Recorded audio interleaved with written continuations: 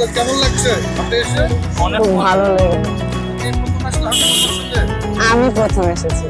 আপনি এসেছিলেন আগে? আমি এর আগে একবার এসেছিলাম হাটে। আপনি কে প্রথম এসেছেন? জি আমি প্রথম এসেছি। কেমন লাগছে অনুভূতি কেমন? অনেক ভালো লাগছে, অনেক প্রথমবার আসলাম আর বুঝলাম হাটে গেলে কেমন লাগে। ভয়ও লাগছিল কিন্তু আবার ভালো লাগছিল।